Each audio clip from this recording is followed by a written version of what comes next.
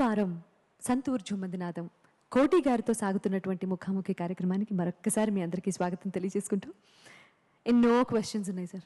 అనంతమైన పాటలు ఉన్నాయి, పాటలతో పాటు ఎన్నో మాటలు ఉన్నాయి. తప్పకుండా. సాలూరు రాజేశ్వరరావు గారి అబ్బాయిగా కోటి గారి ఫ్యామిలీ లైఫ్కి, మ్యూజిక్ డైరెక్టర్ కోటి గారి ఫ్యామిలీ లైఫ్ లైక్ అంటే before marriage and after marriage. నా బాటప్ ఎలా ఉండిందంటే, చిన్నప్పుడు కాన్వెంట్లో చదివాను. తర్వాత తర్వాత చిన్న స్కూల్లో జాయిన్ చేశారు. అంటే నాన్నగారి పరిస్థితులను బట్టి, అప్పట్లో నాన్నగారు కొంచెం బిజీగా ఉన్న రోజుల్లో, అంటే మాది పెద్ద ఫ్యామిలీ కదా, అందరినీ చదివించడం అంటే సామాన్య విషయం కాదు. అప్పుడు ఒక కాన్వెంట్లో ఒక ఫస్ట్ స్టాండర్డ్ సెకండ్ స్టాండర్డ్ వరకు చదివాను. తర్వాత కేసరి హై స్కూల్ అనే ఒక తెలుగు స్కూల్లో ఫోర్త్ స్టాండర్డ్ నుండి అక్కడి నుంచి చదివాను. నేను చిన్నప్పుడు చదువుకున్నప్పుడు కూడా నాకు అసలు మ్యూజిక్ అనేది, ఇంట్లో నాన్నగారు కంపోజింగ్ జరిగేది, మా అన్నయ్య పియానో వాయించేవాళ్ళు, నాకు మ్యూజిక్ ఇంట్రెస్ట్ ఉండేది కాదు, అసలు 1% కూడా ఉండేది కాదు. అది ఎలాగొచ్చిందో నాకే తెలియదు. తర్వాత నన్ను చదివించాలని నాన్నగారి కింద, ఇంట్లో ఫ్యామిలీ బ్రదర్స్ అంతా మ్యూజిషియన్స్ అనమాట. మా ఎల్డర్ బ్రదర్ ఆయన keyboardist, piano, second brother guitarist, third brother Vasurao garu, ఆయన టీవీ సీరియల్స్ అన్నీ చాలా సినిమాలు కూడా మ్యూజిక్ చేశారు. ఫోర్త్ నేను అనమాట. తర్వాత నా తమ్ముడు. నన్ను చదివించాలని నాన్నగారికి అమ్మకి కోరిక. సరే మనకి చదువు వస్తాయిగా మరి. నెక్స్ట్ స్కూల్ ఫైనల్స్ వరకు ఎస్ఎస్ఎల్సి చదివాను. ఫస్ట్ టైం ఫెయిల్ అయిపోయాను. సెకండ్ అటెంప్ట్ కష్టపడి రాసి పాస్ అయిపోయాను. ఫస్ట్ టైం అటు పాస్ అయి ఉన్నప్పుడు డెఫినెట్గా నేను కాలేజ్కి వెళ్ళిపోయి ఉండేవాడిని. కాలేజ్ లైఫ్ కూడా చూడాలని ఒక కోరిక నాకు. అది ఎప్పుడైతే ఫెయిల్ అయ్యానో నాకు బాగా డిప్రెస్ అయిపోయి, ఇంకా నాకు చదువు రాదు అన్న ఉద్దేశంతో అలా వదిలేస్తే, తర్వాత ఇంకా ఇంట్లో అంటే నాన్నగారికి పనులు తగ్గిపోవటం, ఫ్యామిలీ అన్నీ చూసి బ్రదర్స్ సంపాదించడం, నేను కూడా నా కాళ్ళ మీద నేను నిలబడి సంపాదించాలి, హెల్ప్ చేయాలన్న ఉద్దేశంతో అప్పుడు నేను చిన్నతనంలో డ్రమ్స్ వాయించేవాడిని. At age of 9th year అనమాట. జాజ్ డ్రమ్స్ వాయించేవాడిని. అది కూడా ఇంట్లో మా పాప్ గ్రూప్, మా బ్రదర్స్ వాయిస్తున్నప్పుడు అది చూసి అలా వచ్చింది. రిథమ్ సెన్స్ అక్కడ స్టార్ట్ అయింది అనమాట నాకు. అందుకు నా పాటలు ఎప్పుడు నేను రిథమ్ ప్యాటర్న్స్ ఎక్కువగా ఇంట్రెస్ట్ ఉంటుంది నాకు. చిన్నప్పుడు డ్రమ్మర్గా ఉండటం వల్ల అది నాకు హెల్ప్ అయింది. తర్వాత అదే ఇవన్నీ నేను మ్యూజిక్ డైరెక్టర్ అవ్వాలని అక్కడ నుండి స్టార్ట్ అయింది. తర్వాత గిటారిస్ట్గా, గిటార్ అనేది ఒక 3 monthsలో నేను నేర్చుకున్నాను. ఒక తపస్సులా కూర్చొని ఫుల్ సీరియస్గా ప్రాక్టీస్ చేసి డైరెక్ట్గా వెళ్ళి చక్రవర్తి గారిని అడిగేశాను, అన్నయ్య నేను మీ దగ్గర జాయిన్ రై మంచి రోజు చూసుకుని జాయిన్ అయిపోరా అన్నాడు. అంత కాన్ఫిడెన్స్ నా మీద. అప్పుడు బాగా ప్రాక్టీస్ చేసి ఫస్ట్ అమ్మ నాన్నగారు దీవెనలు తీసుకొని ఇంట్లో ఒక మంచి రోజు అనమాట, అమ్మ నేను చూడమని మంచి రోజు చూసి చెప్పమ్మా, అలాగే మా గురుగారు రమ్మన్నారు. ఇద్దరు తల్లిదండ్రులు దీవెనలు తీసుకొని బయలుదేరాను. ఇప్పటి వరకు నాకు ఎటువంటి ఎక్కడ వెనుదిరిగి చూడలేదు, నేను తిరుగులేదు. ఇప్పుడు వాళ్ళు లేరు నాకు. వాళ్ళు ఉన్నప్పుడు నాకు విలువ తెలిసేది కాదు. వాళ్ళు అంటే స్వర్గస్థులు అయిపోయిన తర్వాత ఆ లోటు ఎవ్వరు తీర్చలేరు. నాన్నగారికి లాస్ట్ స్టేజ్లో మీకు ఏం కావాలి నాన్నగారు, మీకు ఏమన్నా చేస్తానని అంటే, నేను ఫుల్ భూమిలో ఉన్నాను. నాన్నగారు అడిగితే నాకేం వద్దు నాన్నగారు, ఏం వద్దాయి నాకు అని. ఆయన బెడ్లో ఉన్నప్పుడు కూడా లాస్ట్ స్టేజ్లో కూడా హీ నెవర్ ఆస్క్ మీ ఇది కొని ఇది చేసి అమ్మ ఒక్కసారి నేను అడిగాను, నాకు ఒక 2 గాజులు చేయించుకుంటాను రా అని. నీకు గాజులు ఏంటమ్మా, నువ్వు 7 వారాల నగలు చేయించుకోమ్మా అని. వద్దని ఆ గాజులు కూడా తర్వాత అందరికీ వచ్చిన వాళ్ళకి అందరికీ చెప్పేది, మా అమ్మ నా కొడుకు చేయించాడు. ఇవన్నీ నాకు జీవితంలో ఉండిపోయినాయి. తల్లిదండ్రుల కన్నా ప్రపంచంలో ఎవ్వరూ లేరు దేవుళ్ళు. అందులో వాళ్ళని ఎంత చక్కగా చూసుకుంటాం, వాళ్ళ దీవెనలే పిల్లలకి, ముని మనవులకు కూడా ఉంటుంది, పెద్దల దీవెనలు. అందులో పెద్దల్ని నేను వాళ్ళ ఆశీస్సులతోటి ఈరోజు ఈ స్థాయికి ఎదగలిగాను. ఈరోజు అమ్మా నాన్న గురించి 2 మాటలు మీతో మాట్లాడగలుగుతున్నాను. ముఠా మేస్త్రి సినిమాలో బాలుగారు పాడారు ఆఫ్ కోర్స్, ముఠా మేస్త్రి అనే పాట. ఆ పాట బాలుగారి వాయిస్లో ఒదిగిపోయి, ఏ పాట ఆయన గొంతులో ఒదగదు చెప్పండి, అలా ఒదిగిపోయి సూపర్ డూపర్ హిట్ సాంగ్ అయింది. అదే పాట కోటి గారు పాడితే కోటి గారే పాడాలి అని అనిపించే వాయిస్ కల్చర్ కోటి సార్ది. అంటే సింగర్గా చాలా వరకు చాలా పాటలు పాడకపోయినప్పటికీ తనదంటూ సింగింగ్లో కూడా ఒక ముద్ర వేసుకున్నారు కోటి గారు. బాలుగారు పాడినప్పుడు ఎంత ఎంజాయ్ చేసామో ఆ పాట ఇప్పుడు అంతే ఎంజాయ్ చేస్తాము ఫర్ ష్యూర్ అని నేను మీకు ప్రామిస్ చేస్తున్నాను. కోటి గారి గొంతులో నుంచి ముఠా మేస్త్రి సినిమాలోంచి ఆ పాట సార్ ప్లీజ్.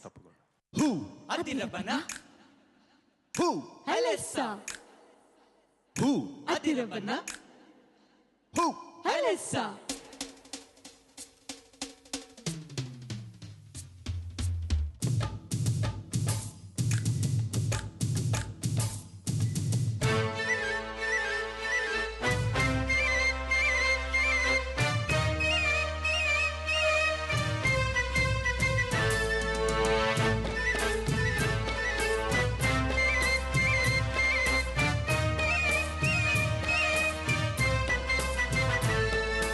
హోయిరబ్బా హోయిరబ్బా హోయిరబ్బా హోయ్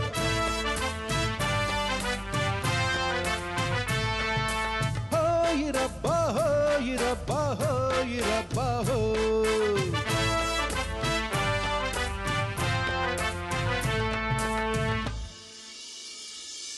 ఈ పేటకు నేనే మేస్తిరే నిరుపేదల పాలిటి పెన్నిదే ఈ పేటకు నేనే మేస్తిరి నిరుపేదల పాలిటి పెన్నిది కాయ కష్టం ఎరగని వాళ్ళకి కబర్దారు గస్తి అనేనే ముఠా మేస్త్రి అనేనే ముఠా మేస్త్రి హోయిరబ్బా హోయిరబ్బా హోయిరబ్బా హో హోయిరబ్బా హోయిరబ్బా హోయిరబ్బా హో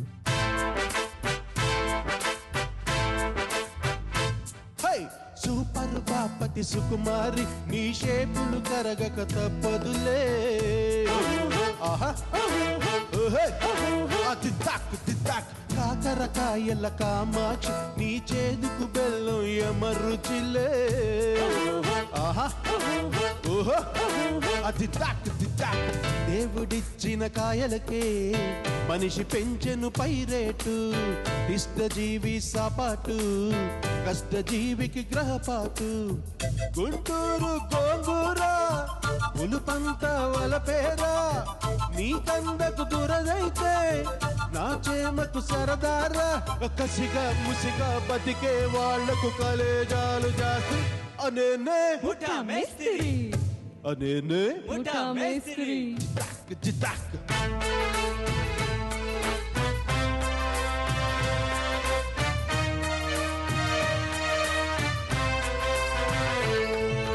హోయిరబ్బా హోయిరబ్బా హోయిరబ్బా హో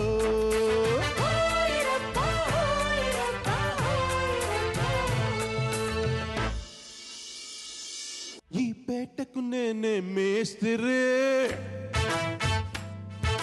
లేదల పాలిటి పెన్నిదే ఈ పేటకు నేనే మేస్తిరి నిరుపేదల పాలిటి పెన్నిది కాయ కష్టం ఎరగని వాళ్ళకి కబర్దారు గస్తి అనేనే ముఠా మేస్త్రి అనేనే ముఠా మేస్త్రి అనేనే కోటి గారు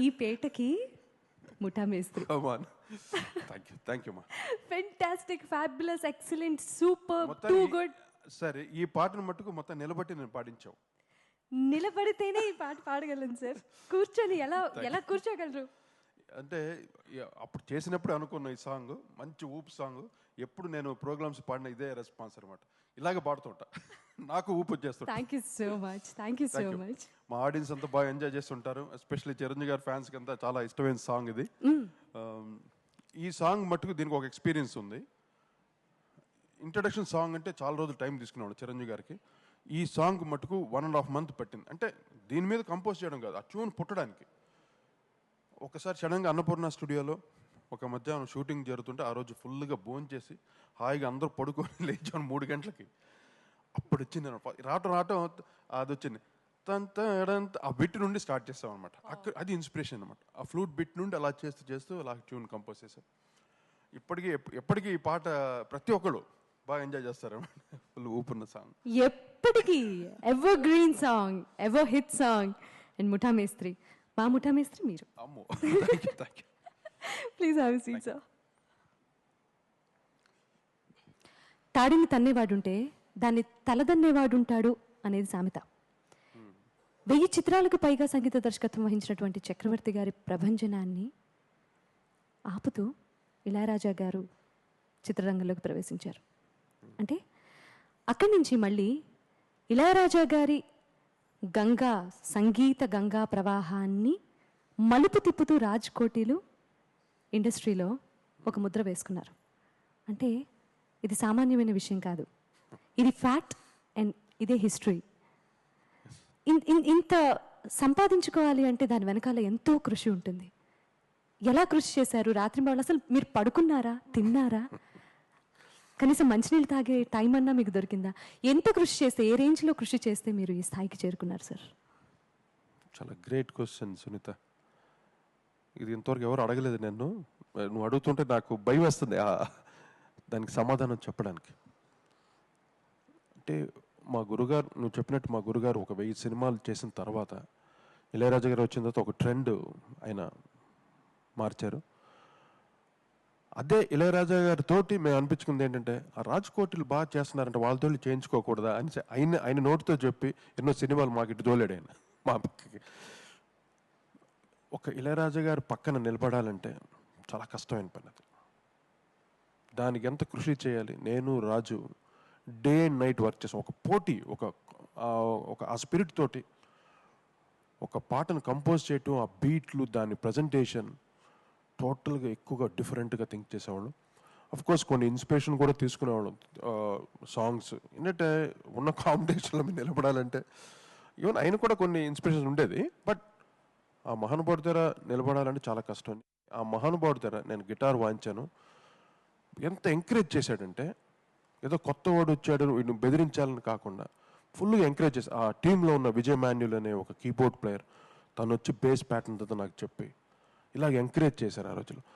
చేసిన తర్వాత రాజ్కోటిగా మేము మ్యూజిక్ డైరెక్టర్స్ అయిన తర్వాత ఇళయరాజా గారు మా పాటలు వినేవారు. డైలీ మార్నింగ్స్ క్యాసెట్లో అందరిది వినేవారు. మా పాటలు కూడా విని బాగా మంచి హెవీ రిథమ్స్తో చేస్తున్నారు పిల్లలు అది అనేసి మా కోదండరామిరెడ్డి గారికి అందరూ చెప్పేవాడి. ఆయన చాలా బిజీ తమిళ్లో. అప్పుడు ఆయన దగ్గరికి వచ్చిన సినిమాలు, కొన్ని తెలుగు సినిమాలు వస్తే మాకు పంపించారు, రాజ్కోటికి చేయించిన పిల్లలు చాలా బాగా చేస్తున్నారు. అలాగా రాజా గారితోటి నిలబడి చేయటం చాలా కష్టం. కానీ అది మేమిద్దరూ ప్రూవ్ చేసుకోవడానికి ఎంతో కష్టపడ్డాం, నేను రాజు మాట. ఈ రోజుకి అదొక మేము తలుచుకుంటేనే భయం వేస్తుంది ఆ రోజులు. ఒక పర్వతం, ఎటువంటి గ్రేట్ కంపోజర్ ఇళయరాజా గారి పక్కన కాంపిటేటివ్గా వర్క్ చేసాం. ఆ సక్సెస్ కూడా మమ్మల్ని వరించింది. తర్వాత అన్ని సినిమాలు మాకు అంటే మా మీద కూడా నమ్మకం ఉండేది మా ప్రొడ్యూసర్ డైరెక్టర్స్కి. అందువల్ల కొన్ని పాటలు ఇళయరాజా గారి ఫ్లూట్ బిట్స్ లాగా కొన్ని తప్పదనమాట. మేము కంపల్సరీ, నేను ఆ ట్రెండ్ వెళ్ళకూడదు, రాజా గారి ట్రెండ్ వెళ్ళకూడదు అనుకున్నా కూడా మా డైరెక్టర్స్ కొంచెం అడిగేవాళ్ళు, ఇళయరాజా ఆ పాట ఉంది ఈ పాటలాగా అలా చెయ్యను. వాళ్ళ రెస్ట్రిక్షన్ వల్ల మేము కొన్ని బిట్స్ ఇళయరాజా గారి స్టైల్లో కొన్ని ఫ్లూట్ బిట్స్ కానీ కొన్ని బిట్స్ వేయటం జరిగింది. కానీ ఇళయరాజా గారి స్టైల్ లేకుండా చేయాలని మాకు తప్పనమాట. ఆయన తర్వాత వచ్చే వాళ్ళు అందరూ ఆయన స్టైలే చేసేవారు. అందరూ ఒక్కరు కాదు కదా, అందరూ. అది గ్రేట్ ఒక ట్రెండ్ క్రియేట్ చేశాడు ఆ మహానుభావుడు. ఇలాగా రాజా గారు స్టైల్తో పాటు మేము పక్కన రావడం, ఆ ట్రెండ్ పక్కన నిలబడటం అనేది ఇంపాసిబుల్. ఎవ్వరూ నిలబడలేరు. అది ఒక రాజ్కోటి ఒకరు నిలబడ్డాను మేము ఈరోజు నేను ధైర్యంగా చెప్పుకోగలను. అది గర్వం కాదు, ఒక ధైర్యంగా చెప్పుకోగలం రాజా గారి పక్కన మేము నిలబడ్డాం అని. అది మొన్న నాకు అరుంధతి సినిమా తమిళ్లో డబ్బింగ్ రిలీజ్ అయిన తర్వాత రివ్యూ రాశారంట. నేను చదవలేదు, ఇంట్లో మా బ్రదర్స్ వాళ్ళు చెప్పారనమాట. సినిమా రికార్డింగ్ అంత టోటల్ కలర్ ఆఫ్ మ్యూజిక్ ఒక గ్రేట్, ఒక మాస్టర్ ఇళయరాజా చేసినంత గొప్పగా ఉంది అన్న ఒక కాంప్లిమెంట్ ఇచ్చారు నాకు. అది చాలా అనిపించింది నాకు. అంటే తమిళ ఆడియన్స్ దగ్గర అటువంటి కాంప్లిమెంట్ రావడం. ఎటువంటి ప్రపంచనాన్నైనా తట్టుకొనగలిగిన శక్తి రాజ్కోటిలది. బోలెడన్ని కమర్షియల్ హిట్స్ చేశారు మీరు. కమర్షియల్ సాంగ్స్ అంటే మీరు వాడని బీట్ లేదు, అంటే కమర్షియల్లీ ఫుట్ ట్యాపింగ్ నెంబర్స్ అన్నీ. అట్ ద సేమ్ టైం అద్భుతమైన మెలోడీస్ కూడా కంపోజ్ చేశారు. అఫ్ కోర్స్ మీరు చేసే ప్రతి పాటలోనూ మెలడీ అనేది నిక్షిప్తంగా దాగి ఉంటుంది. మీకు మెలడీ అంటే అంత ఇష్టమా సార్? ఎవరికి ఇష్టం కాదని అనొద్దు దయచేసి ప్లీజ్. ఎన్ని రితంలు ఉన్నా మెలడీ మట్టు మిస్ కాను. అందువల్ల ఈరోజు మనం పాడుకున్న కూడా ఒక హాయిగా ఉంటుంది సాంగ్స్. మెలడీ అంటే అది చాలా ఇంపార్టెంట్ కదా, సోల్ అది. ఎన్ని ఎలక్ట్రానిక్స్ ఎన్ని రితం చేసిన మాట మెలడీ మిస్ అవును. అలాగా ఆయనకి ఇద్దరిలో ఒక మంచి సాంగ్, ఆ సాంగ్ అందరూ అప్రిషియేట్ చేశారు. మా టీం కానీ చాలా మంది ఆ సాంగ్ విన్నోళ్ళందరూ. ఇప్పుడు మనం పాడబోయే పాట అనుకుంటాను అది, అంతేగా? అవును సార్.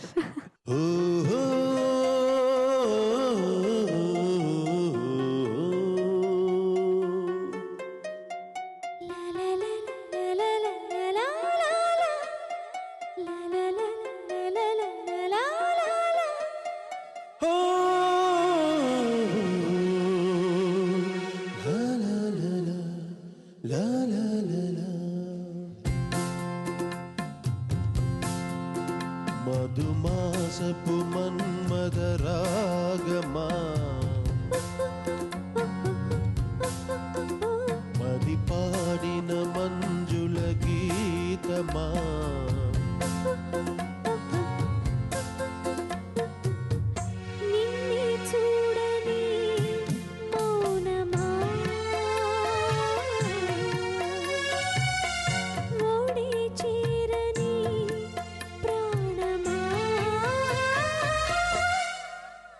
మధుమాసపు మన్మద రాగమా, మది పాడిన మంజుల గీతమా,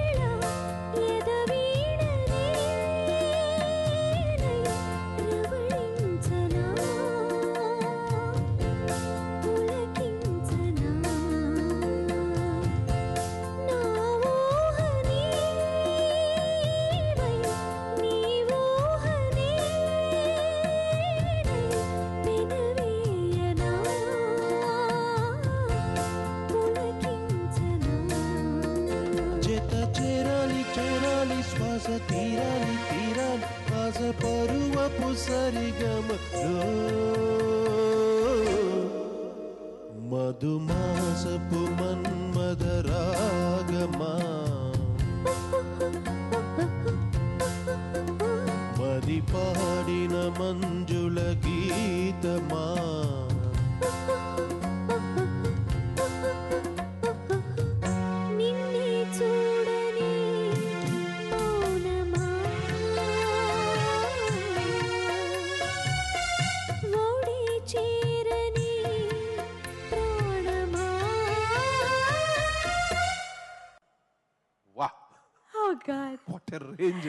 ఎంత బాగుంది సార్ పాట. కొత్తగా మీరు ఈరోజే కంపోజ్ చేస్తే, నాకు నేర్పిస్తే, నేను పాడితే ఎంత అద్భుతంగా ఫీల్ అయ్యానో, ఈ పాట విన్న ప్రతిసారి అంత అద్భుతంగా ఫీల్ అవుతాం. లేదు సునీత, నువ్వు ఏ పాట పాడినా ఫుల్ ఇన్వాల్వ్మెంట్ తో పాడతావు. Thank you so much sir. నాలాంటి ఎంతో మంది గాయని గాయకుల్ని కోటి గారు ఎంతమంది చిత్ర పరిశ్రమకి పరిచయం చేశారో మనందరికీ తెలిసిన సంగతే.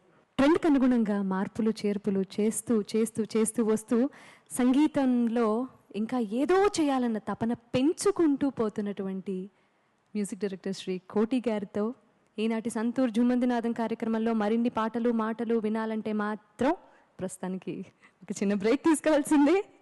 Come back soon. Santoor Jummandinadam కార్యక్రమానికి మరొకసారి మీ అందరికీ స్వాగతం. సార్, ఒక పాట ఉన్నది అంటే సింగర్స్కి 25 మార్కులు ఇచ్చి, లిరిక్స్కి ఒక 25 మార్కులు ఇచ్చి, మ్యూజిషియన్స్కి ఒక 25 మార్కులు ఇచ్చి, దర్శకుడికి ఒక 25 మార్కులు ఇచ్చారనుకోండి, ఏవి ఎన్ని పాళ్ళల్లో అసలు మీరు ఇస్తారు? జనరల్లీ మార్కులు ఇవ్వమంటే నో, ఎవరిని యాక్చువల్లీ హైలైట్ చేస్తారు, ఎవరిని తగ్గిస్తారు? మార్కులు కాదు, so total credit goes to the composer. అంటే ఆ జీవం పుట్టడం అక్కడ పుడుతుంది. కంపోజర్కి తెలుసు ఆ పాటని అది ఎలా బయటకు వస్తుంది, ఒక కంపోజర్కి ఒక్కరికే తెలుసు. ట్యూన్ చేసిన తర్వాత ఆ ప్రజెంటేషన్ ఎలా ఉంటుంది, బయటికి ఎలాగ వస్తుంది ఆ పాట, వేరే ఎవ్వరికి తెలియదు. మ్యూజిషియన్స్కి తెలియదు, సింగర్స్కి తెలియదు. సింగర్స్ కూడా ఆ రోజుల్లో ఎంత ప్రాక్టీస్ ఇచ్చి వాళ్ళకి ఎట్ట కావాలో అన్నిసార్లు ప్రాక్టీస్ ఇచ్చి పాడించి, ఈరోజు మన పాత పాటలు వింటున్నాం, వాళ్ళు ఎన్ని రోజులు ప్రాక్టీస్ చేస్తుంటారు. ఒక్కొక్క కంపోజర్ ఒక్కొక్క టాలెంట్, అన్ని క్లాసికల్ బేస్డ్ కంపోజిషన్స్. ఆ రోజుల్లో సుశీల్ గారు కానీ, ఘంటసాల గారు కానీ, వీళ్ళందరూ ఆఫీస్కి వెళ్ళి నెంబర్ ఆఫ్ డేస్ ప్రాక్టీస్ చేసేవాళ్ళు పాటలు. వాళ్ళు ఎందుకు ప్రాక్టీస్ చేసేవాళ్ళు అంటే ప్రతి సంగతి కూడా పర్ఫెక్ట్ రావాలని కంపోజర్ యొక్క తపన. ఈరోజు ఆ పాటలు మనం వింటూ ఉంటే ఆ క్రెడిట్ ఎవరికి వెళ్తుంది? ఆ కంపోజర్స్కి వెళ్తుంది. ఇప్పుడు వాయిస్ కల్చర్ ప్రతి ఒక్కళ్ళలోనే ఉంటుంది, ప్రతి టాలెంట్. ఇప్పుడు సునీతలో ఒక టాలెంట్ ఉంది, చిత్ర ఒక talent, whatever it is. But ఏ పాటను ఇప్పుడు కొన్ని పాటలే నువ్వు పాడాలి, కొన్ని ఎల్లాసరిగా సాంగ్స్ నువ్వు పాడకూడదు కదా. ఒక్కొక్క వాయిస్కి ఒక్కొక్క కంపోజిషన్ ఉంటుంది. అది కోటి గారంటే ఏ గొంతు ఏ పాటకి సూట్ అవుతుందో, ఏ గొంతు ఏ పాటలో ఒదుగుతుందో వారితోనే పాడించాలి. ఇది మాత్రం కంప్లీట్గా through out the career maintain చేశారు, మెయింటైన్ చేస్తూనే వచ్చారు.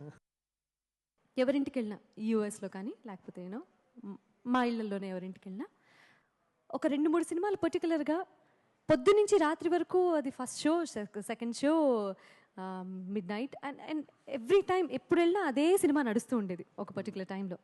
ఆ సినిమాని నువ్వు నాకు నచ్చావు. ఆ సినిమా ఎవరెన్నిసార్లు చూసారంటే కౌంట్ చేసుకోవడం కష్టమే నిజంగా.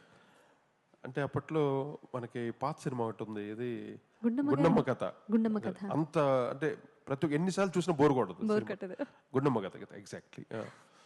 అలాగే నువ్వు నాకు నచ్చావు, అది ఒక మ్యూజికల్ సెన్సేషన్. ఆ సినిమా కథను, హీరో, దర్శకత్వం, వీటన్నింటితో పాటు నేను స్టార్టింగ్లో చెప్పినట్టుగా కోటి గారు సంగీతం అనే బ్రహ్మాస్త్రాన్ని సంధించి ఆ సినిమాని సూపర్ డూపర్ హిట్ చేశారు అన్నలా సందేహం లేదు. సో ఆ సినిమాలో ప్రతి పాట సూపర్ హిట్ సాంగ్.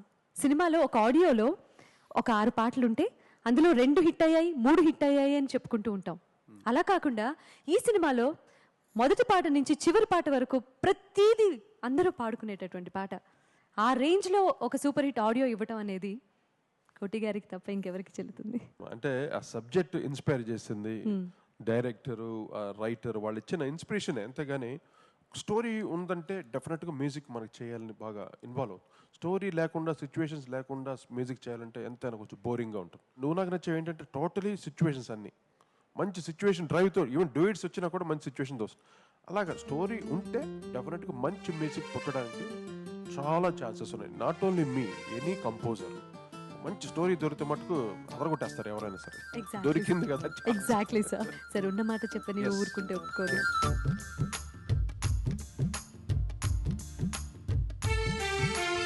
ఉన్న మాట చెప్ప నీవు ఊరుకుంటే ఒప్పుకోవు ఇంకలాగే సత్యభామ. నన్ను దాటి వెళ్ళలేవు, నిన్ను నువ్వు దాచలేవు, ఏమి చెయ్యనయ్యో రామా. అనుకున్నా తప్పు కదా, మోమాటం నొప్పు కదా, మనసైతే ఉంది కదా, మన మాటే వినదు కదా, పంతం మానుకో, ఉన్న మాట చెప్ప నీవు ఊరుకుంటే ఒప్పుకోవు ఇంకలాగే సత్యభామ. నన్ను దాటి వెళ్ళలేవు, నిన్ను నువ్వు దాచలేవు, ఏమి చెయ్యనయ్యో రామా.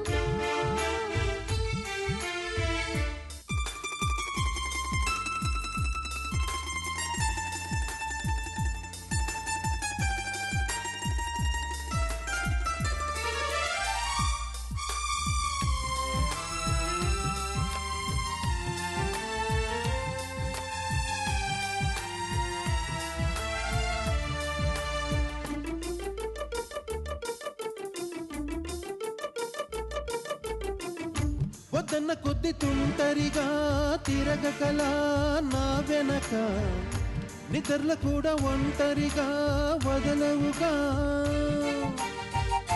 నన్నసి పెట్టి ఈ సరదా నేర్పినదే నువ్వు గనక నా కొంగు పట్టి నడవనిదే కుదరదుగా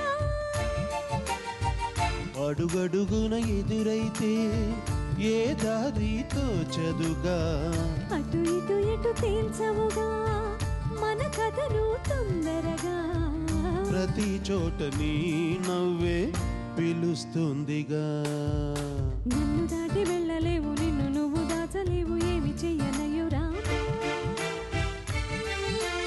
ఉన్న మాట చెప్ప నీవు ఊరుకుంటే ఒప్పుకోవు ఇంకలాగే సత్యభామ అనుకున్నా తప్పు కదా మోమాటం నొప్పు కదా మనసైతే ఉంది కదా మన మాటే వినదు కదా పంతమ్మానుకో దేనికో ఉన్న మాట చెప్ప నీవు ఊరుకుంటే ఒప్పుకోవు ఇంకెలాగే సత్యభామ నన్ను దాటి వెళ్ళలేవు నిన్ను నువ్వు దాచలేవు ఏమి చెయ్యనయ్యురా ఆహా beautiful song beautiful song. Thank you. ఎన్నో ట్యూన్ చేస్తాను దీనికి మటుకు, నెంబర్ ఆఫ్ ట్యూన్ చేస్తే తను సాటిస్ఫై అవ్వాలి. ఒకరోజు సడన్గా ఫోన్ చేసి భయ్యా మంచి ట్యూన్ వచ్చింది రా విను. ట్యూన్ ఫస్ట్ పల్లవి వినగానే బీట్ విని అలా అలా పడిపోయాడు కంప్లీట్ కింద. అది ఒక డైరెక్టర్కి he knows the music value. తనకి కావాల్సిన ఇటువంటి సాంగ్ ఏదో కొంచెం ఏదో అనుకున్నాడు తన మనసులో, కరెక్ట్గా ఈ ట్యూన్ పాడటం, తను విజువల్స్ కానీ పిక్చరేషన్ చాలా చక్కగా చేశారు విజయ్ భాస్కర్ అండ్ త్రివిక్రమ్ శ్రీనివాస్. మంచి కాంబినేషన్, మాకు నువ్వు నాకు నచ్చావు, మంచి టీమ్ వర్క్తో చేసిన ఫిలిం అది. సేమ్ అలాగే మల్లీశ్వరి కూడా సేమ్ కాంబినేషన్ లో రిపీట్ అయింది. దాంట్లో కూడా మంచి పాటలు, మంచి సినిమా అది కూడా. మళ్ళీ వాళ్ళతో మళ్ళీ ఆ టీంతో చేయాలని ఇంకా ఐఎమ్ వెయిటింగ్. డెఫినెట్ మళ్ళీ ఆ టీం వచ్చినప్పుడు చేస్తాం. మళ్ళీ కాంబినేషన్స్ రిపీట్ అవుతాయి, అవ్వాలని మీ అందరి అభిమానుల్లా మేమందరం కోరుకుంటాం. తప్పకుండా. సంతూర్ జుమందినాథంలో ఒక చిన్న బ్రేక్. సంతూర్ జుమందినాథం కార్యక్రమంలో విరామం తీసుకొని తిరిగి వచ్చేసినటువంటి ప్రేక్షకులకి ధన్యవాదాలు తెలియజేసుకుంటూ కార్యక్రమానికి మరొకసారి మీ అందరికీ స్వాగతం, సుస్వాగతం. సార్, ఒక స్ట్రైట్ సినిమాకి రీమేక్ సినిమాకి సంగీతం చేయటంలో ఏదైనా తేడా ఉంటుందా అండి?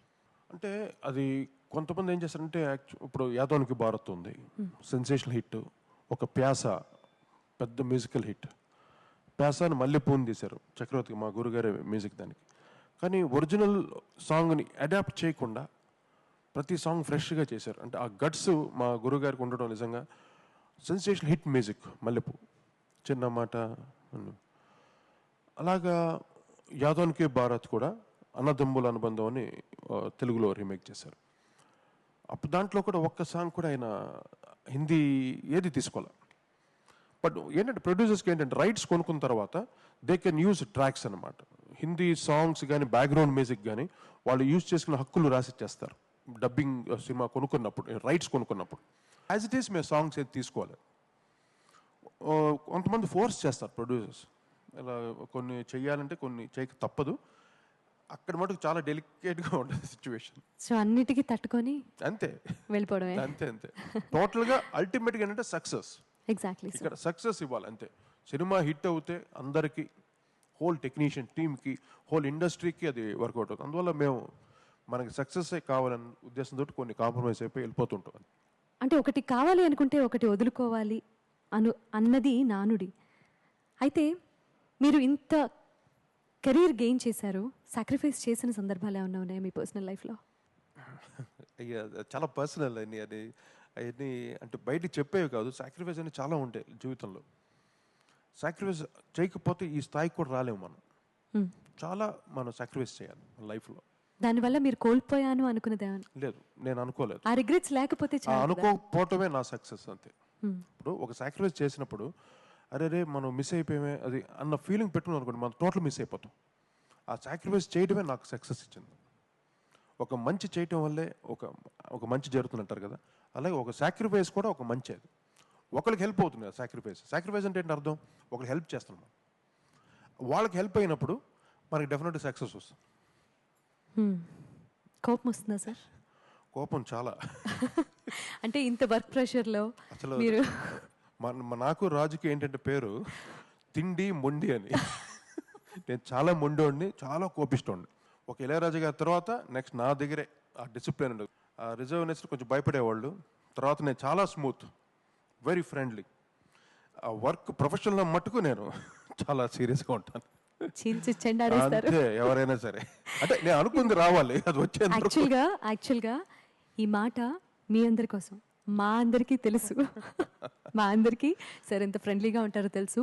ప్రొఫెషన్ విషయం వచ్చేసరికి అంటే వర్క్ తీసుకోవటంలో, రాబట్టడంలో ఎంత సిన్సియర్గా ఉంటారో and at the same time ఎంత తెలుసు మా అందరికీ. ఒక్కొక్క సినిమా నుంచి ఒక్కొక్క పాట పాడటం మొదలు పెడితే నాకు తెలిసి మినిమం ఒక 50-60 ఎపిసోడ్లు ఈజీగా చేసేయచ్చు మనం. అయినప్పటికీ కదిలే ఈ కాలాన్ని ఆపటం నా తరం కాదు సార్. కదిలే కాలం ఆప.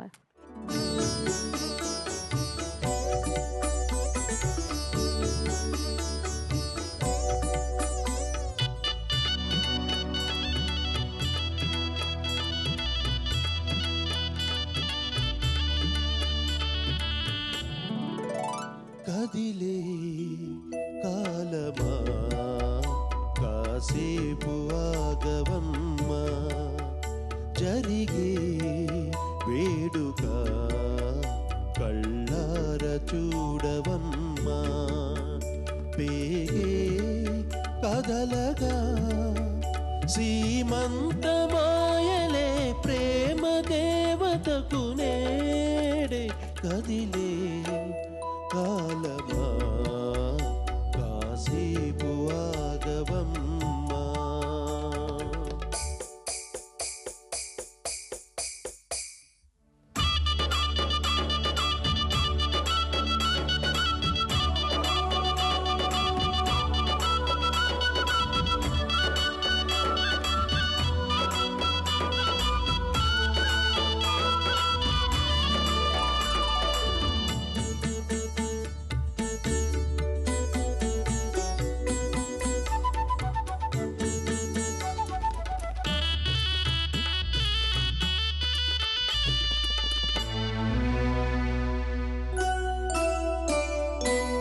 లాలించే తల్లి పాలించే తండ్రి నేనేలే నీ కన్నీ, కానున్న అమ్మ నీ కంటి చెమ్మ నీ చూడలేనమ్మా. కన్నీళ్ళలో చెలికాడని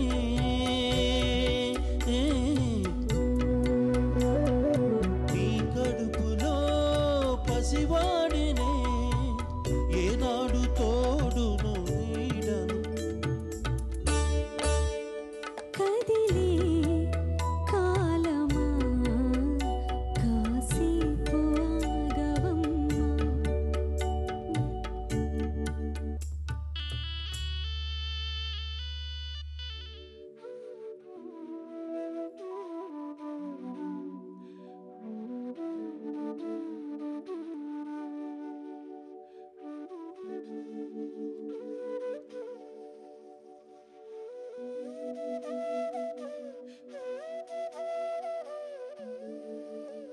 కదిలే కాలమా కాసేపు ఆగవమ్మా, జరిగే వేడుక కళ్ళార చూడవమ్మా, పేగే కదలగా శ్రీమంతమాయలే ప్రేమదే.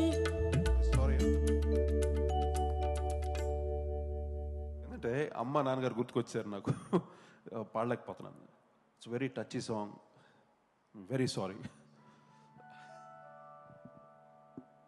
సరే, వేరే ఏదైనా ఊపు సాంగ్ పాడదాం. Come on, let us celebrate. ఈ కార్యక్రమం ఇలాగే ఆనందంగా జరగాలి, కానీ నా ఎమోషన్స్ కాదు. ఇక్కడ ఏంటంటే అన్నీ వాళ్ళ కంప్లీట్ విత్ హార్ట్తో మాట్లాడటం, అది టోటల్ ఎమోషన్ అయిపోయాను నేను. నా చిన్నతనం, నా చిన్ననాటి అన్నీ ఈరోజు షేర్ చేసుకున్న సునీత గారితో, నా మ్యూజిషియన్స్ తోటి, అటు మా ఆడియన్స్ తోటి. ఎందుకంటే అమ్మ నాన్నగారు గుర్తుకొచ్చేసరికి ఈ పాట పాడుతుంటే నాకు నాన్నగారు అమ్మ గుర్తుకొస్తున్నారు, అందువల్ల పాడలేకపోతున్నాను. నెక్స్ట్ టైం డెఫినెట్గా పాడి మిమ్మల్ని ఓకే. What's next?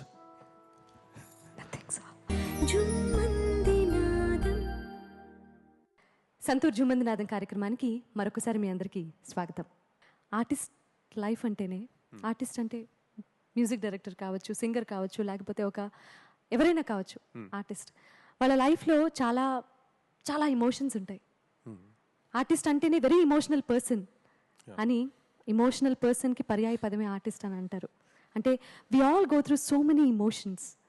వీటన్నిటికీ ఒక లెట్ అవుట్ అంటూ కంపల్సరీగా ఉండాలి ఖచ్చితంగా. సో మీరు మీ ఇమోషన్స్ అన్నింటినీ, వర్క్ ప్రెషర్స్ని, వీటన్నింటినీ తీర్చేసుకోవటానికి ఏం చేస్తారు? నా పిల్లలతోటి స్పెండ్ చేస్తాను అంతే. వాళ్ళతో సరదాగా జోక్ వేసుకుంటూ ఒక ఫ్రెండ్ లాగా వాళ్ళతో ఎంజాయ్ చేస్తాను, అన్నీ మర్చిపోతాను అంతే. నాకు చిన్నపిల్లలు అంటే చాలా ఇష్టం.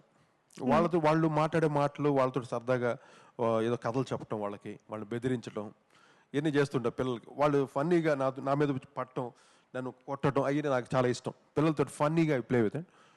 అంటే మీరు అన్నట్టు ఎమోషన్స్ చాలా ఎక్కువ ఉంటాయి. ఒక కంపోజర్, ఎనీ ఆర్టిస్ట్కి చాలా ఎమోషన్స్ ఉంటాయి. నా ఎమోషన్స్ అది నేను కంపోజ్ చేసినప్పుడు చూడాలి, రికార్డింగ్ చేసేటప్పుడు కానీ చాలా టెన్షన్ అయిపోతాను, నేను చాలా ఎమోషన్ అయిపోతాను.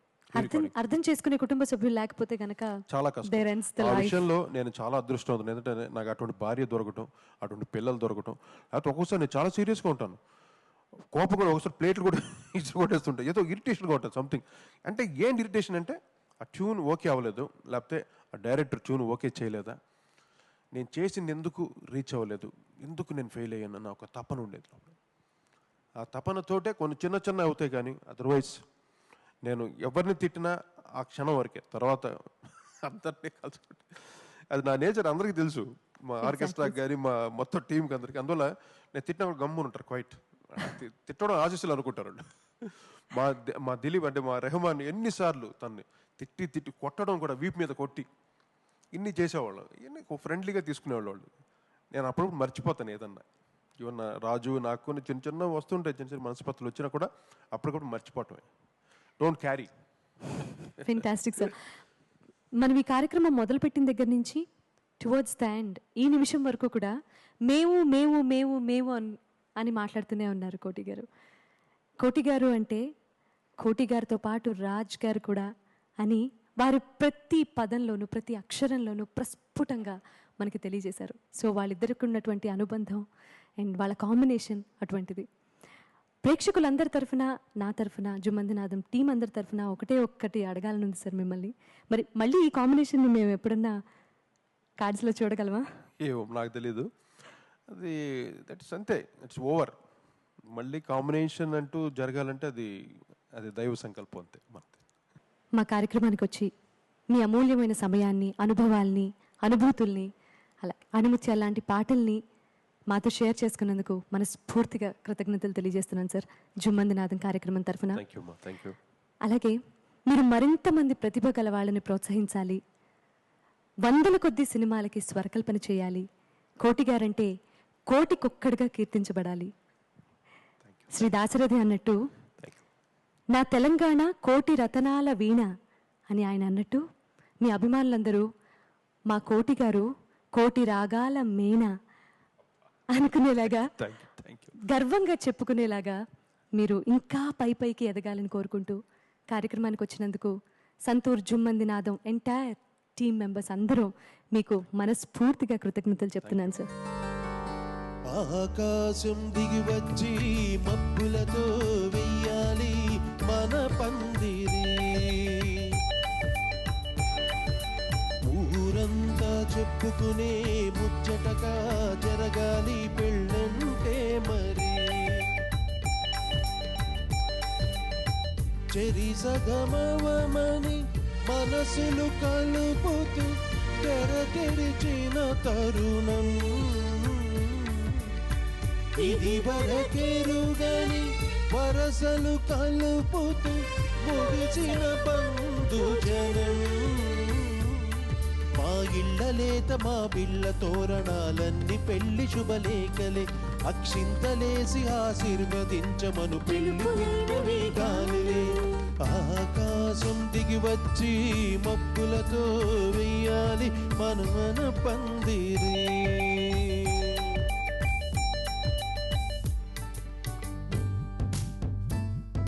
కన్నె పెట్టరు కన్ను కొట్టరు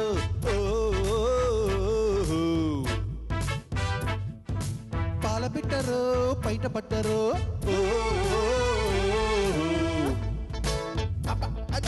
కన్నె పెట్టరు కన్ను కొట్టరు పాల పెట్టరు బయట పట్టరు గుట్టు గుట్టుగా జట్టు కట్టరు జట్టు చేరితే జంట కట్టరు జట్ట తట తట తట తర జర గిట తర తర తర తర తర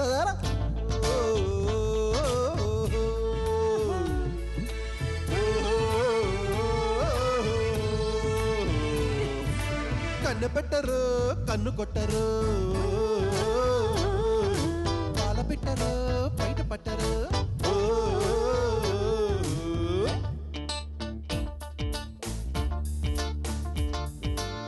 రూపు తేరా మస్తానా నీకు తేరా వేస్తానా సొక్కు వేస్తే వస్తానా షేపులన్నీ ఇస్తానా కోటేసుకుందామే ఢిల్లీ కజ్జా నీటేసుకోరాదా ముద్దు ముంజా దగ్గరైతే సిగ్గు పుట్ట దూరమైతే అగ్గి పెట్ట ఇద్దరైతే సిగ్గురెట్ట ముద్దు తీర హత్తు పెట్ట ముద్దు మీద ముద్దు పెట్ట అత్తరై అల్లరట్ట ఉప్పు తేరా మస్తానా నీకు డేరా వేస్తానా సొక్కు వేస్తే వస్తానా షేపులన్నీ ఇస్తానా పువ్వా గోరింకతో ఆడిందిలే బొమ్మలాట నిండు నా గుండెలో మోగిందిలే వీణ పాట ఆడుకోవాలి గువ్వలాగా పాడుకుంటాను నీ జంట గోరింకనై పువ్వా హ? గోరింకతో హ? ఆడిందిలే బొమ్మలాట నిండు నా గుండెలో మోగిందిలే వీణ పాట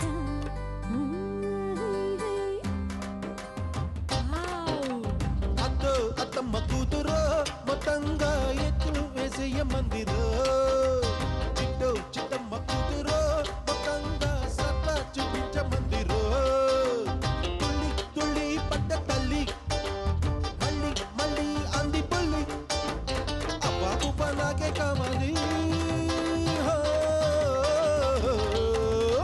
అత్తో అత్తమ్మ కూతురో మొత్తంగా ఎత్తు వేసేయ మందిరో చిట్టో చిట్టమ్మ కూతురో మొత్తంగా సత్తా చూపించ మందిరో చిరునవ్వులతో బ్రతకాలి చిరంజీవిగా బ్రతకాలి చిరునవ్వులతో బ్రతకాలి చిరంజీవిగా బ్రతకాలి ఆనందాలను అన్వేషిస్తూ అందరి కోసం బ్రతకాలి అందరినీ బ్రతికించాలి చిరునవ్వులతో బ్రతకాలి చిరంజీవిగా బ్రతకాలి